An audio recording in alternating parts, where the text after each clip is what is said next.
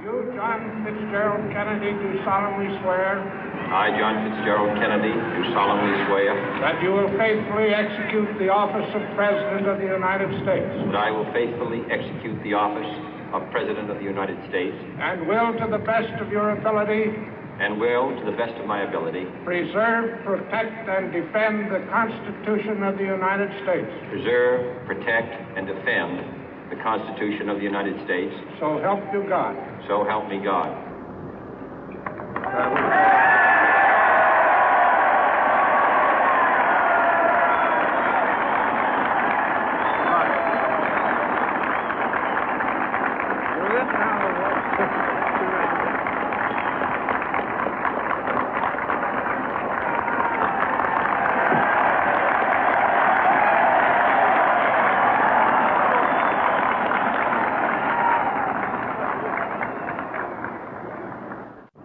Vice President Johnson, Mr. Speaker, Mr. Chief Justice, President Eisenhower, Vice President Nixon, President Truman, Reverend clergy, fellow citizens.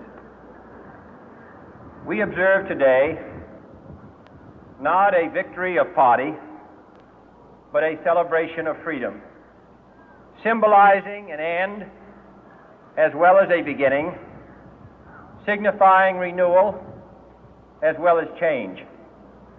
For I have sworn before you and Almighty God the same solemn oath our forebears prescribed nearly a century and 3/4 ago. The world is very different now, for man holds in his mortal hands the power to abolish all forms of human poverty and all forms of human life. And yet the same revolutionary beliefs for which our forebears fought are still at issue around the globe. The belief that the rights of man come not from the generosity of the state, but from the hand of God. We dare not forget today that we are the heirs of that first revolution. Let the word go forth from this time and place to friend and foe alike that the torch has been passed to a new generation of Americans born in this century, tempered by war, disciplined by a hard and bitter peace, proud of our ancient heritage, and unwilling to witness or permit the slow undoing of those human rights to which this nation has always been committed and to which we are committed today at home and around the world.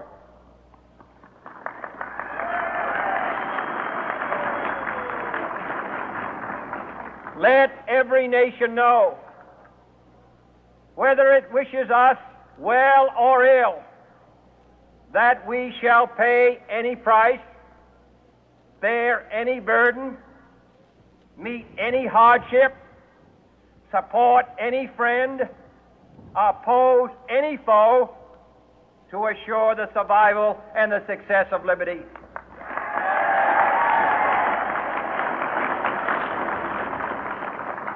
This much we pledge and more. To those old allies whose cultural and spiritual origins we share, we pledge the loyalty of faithful friends. United, there is little we cannot do in a host of cooperative ventures. Divided, there is little we can do, for we dare not meet a powerful challenge at odds and split asunder. To those new states whom we welcome to the ranks of the free, we pledge our word that one form of colonial control shall not have passed away, merely to be replaced by a far more iron tyranny. We shall not always expect to find them supporting our view, but we shall always hope to find them strongly supporting their own freedom, and to remember that in the past, those who foolishly sought power by riding the back of the tiger ended up inside.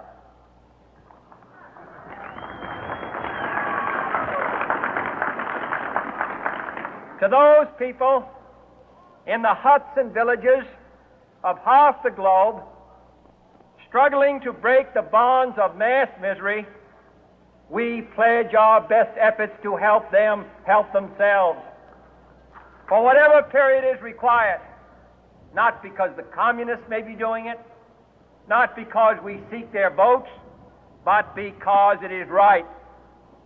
If a free society cannot help the many who are poor, it cannot save the few who are rich.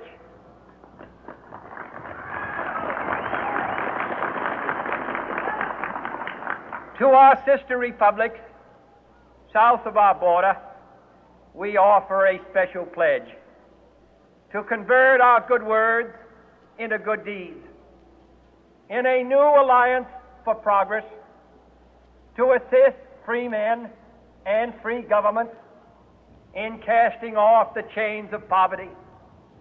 But this peaceful revolution of hope cannot become the prey of hostile powers. Let all our neighbors know that we shall join with them to oppose aggression or subversion anywhere in the Americas. And let every other power know that this hemisphere intends to remain the master of its own house.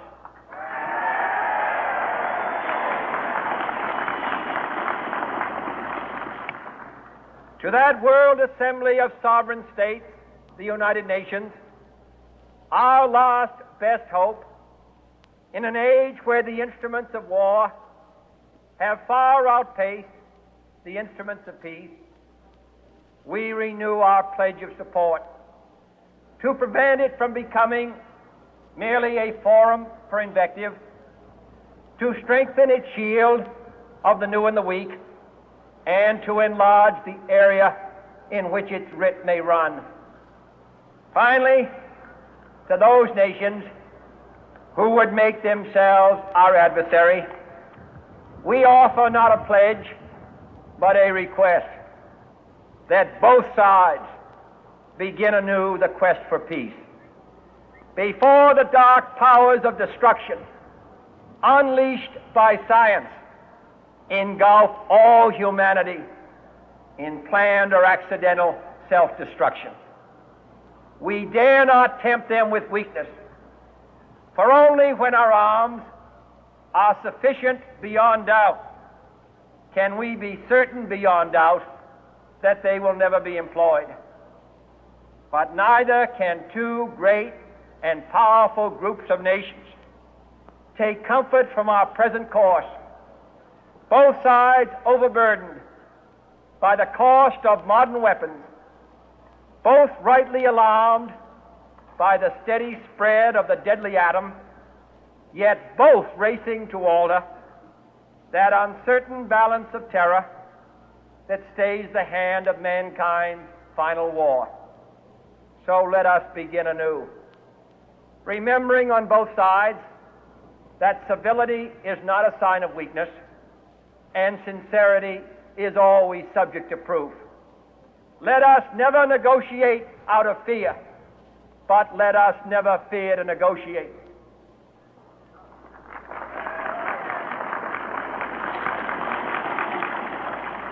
Let both sides explore what problems unite us, instead of belaboring those problems which divide us.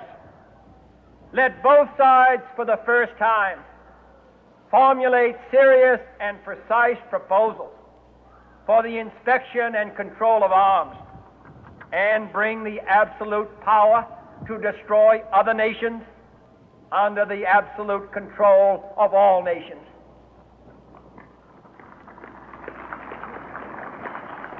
Let both sides seek to invoke the wonders of science instead of its terrors. Together, let us explore the stars, conquer the deserts, eradicate disease, tap the ocean depth, and encourage the arts and commerce. Let both sides unite to heed in all corners of the earth the command of Isaiah to undo the heavy burden and let the oppressed go free. And if a beachhead of cooperation may push back the jungle of suspicion, let both sides join in creating a new endeavor, not a new balance of power, but a new world of law, where the strong are just and the weak secure and the peace preserved. All this will not be finished in the first 100 days, nor will it be finished in the first 1,000 days, nor in the life of this administration, nor even perhaps in our lifetime on this planet. But let us begin.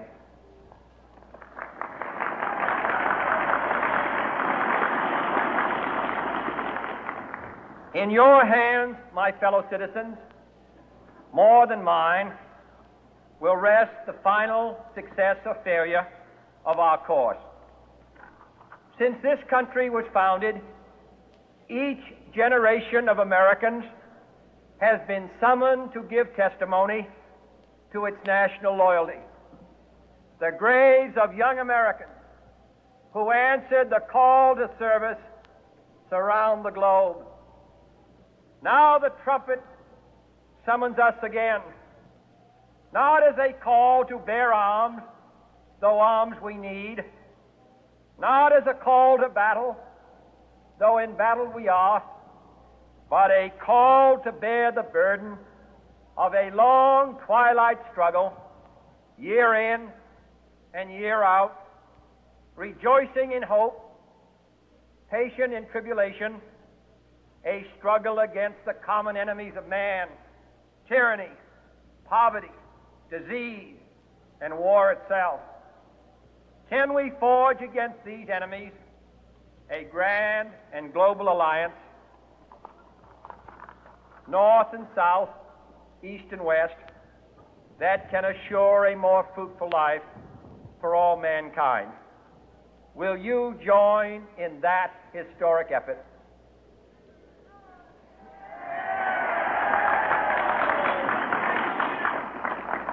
In the long history of the world, only a few generations have been granted the role of defending freedom in its hour of maximum danger. I do not shrink from this responsibility. I welcome it.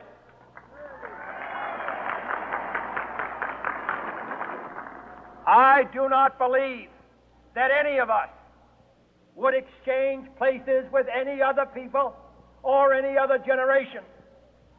The energy, the faith, the devotion which we bring to this endeavor will light our country and all who serve it. And the glow from that fire can truly light the world. And so, my fellow Americans, ask not what your country can do for you. Ask what you can do for your country.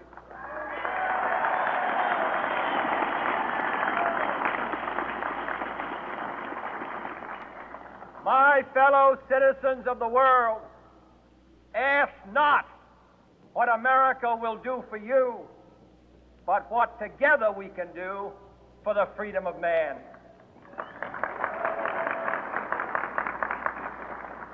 Finally, whether you are citizens of America or citizens of the world, ask of us here the same high standards of strength and sacrifice which we ask of you.